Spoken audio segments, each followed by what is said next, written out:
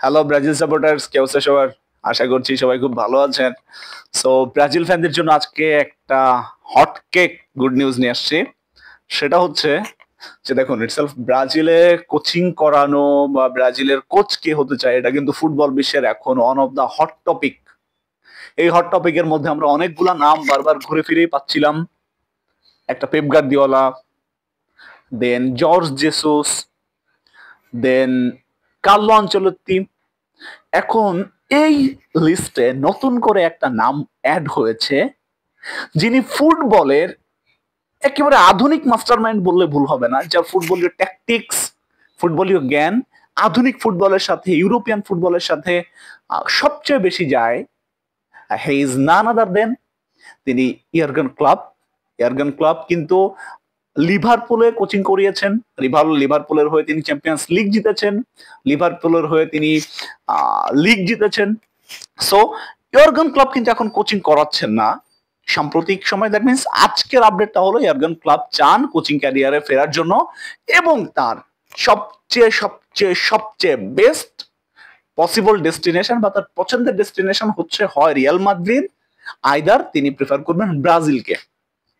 এখন তিনি কি রিয়ালে ফিরতে পারবেন, বা রিয়াল মাদ্রিদ কি আসলে ইয়র্গেন ক্লপকে অ্যাকসেপ্ট করবে বা তাকে ডাকবে কিনা? This is the main question. এখন রিয়ালের কোচ কার্লো আনচেলত্তি আর্সেনালের সাথে ম্যাচ হারার পরে সে কিন্তু মোটামুটি জানিয়ে দিয়েছে আর মাত্র একটা বা দুইটা ম্যাচ তিনি থাকবেন। তার মানে কোপা দেল রের ফাইনালে বার্সেলোনার সাথে যে ম্যাচটা, তারপরেই তিনি কিন্তু মৌসুম শেষ না করেই রিয়াল মাদ্রিদ ক্লাব থেকে বিদায় নেবেন। তাহলে রিয়ালের পরবর্তী কোচ তো রিয়ালকে খুঁজতে হবে, এবং সেই কোচ হওয়ার দৌড়ে সবচেয়ে বেশি এগিয়ে আছে জাভি আলোনসো। তিনি রিয়ালের সাবেক খেলোয়াড় এবং বায়ার লিভারকুজেনের তিনি এখন কোচ। তাহলে রিয়াল মাদ্রিদের কিন্তু কোচ হওয়ার পসিবিলিটিটা ইয়র্গেন ক্লপের জন্য অনেক কমে যাচ্ছে এবং সীমিত হয়ে যাচ্ছে। তাহলে এই জার্মান কোচ আসলে কোথায় যাবেন? তাহলে ব্রাজিল।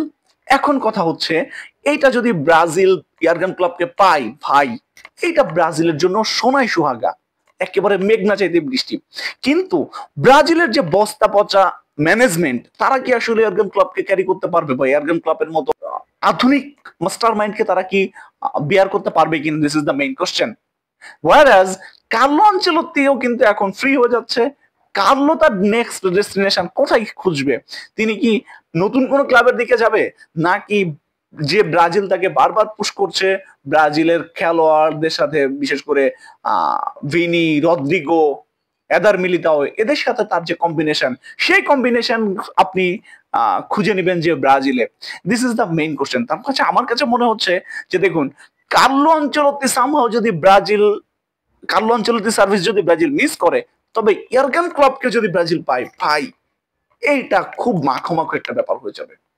এবং আমার কাছে মনে হয় যে ব্রাজিলে কোচিং করানোর জন্য কোচদের খুব ভালো একটা আগ্রহ আছে, এবং সেটা যদি হয়, ব্রাজিল ম্যানেজমেন্ট যদি শেষ পর্যন্ত এটা ক্যারি করতে পারে, তবে ব্রাজিলিয়ানদের যে স্বপ্ন, ব্রাজিলের যে স্বপ্ন, নেইমারের যে স্বপ্ন, প্রত্যেকটা ব্রাজিল সাপোর্টারের যে স্বপ্ন, এক্সামিশন, আমার কাছে মনে হয় এটা খুব বেশি দূরে থাকবে না।